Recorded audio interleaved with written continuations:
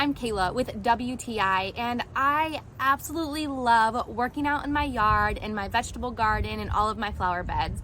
But unfortunately, I have very sensitive skin, so oftentimes that leaves me with rashes on my arms when everything is said and done.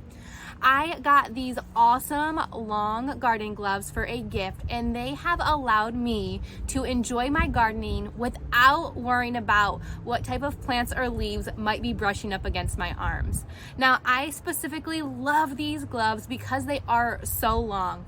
They fit comfortably all the way up to right about my elbow, which gives me plenty of coverage and really protects the sensitive area of my arm.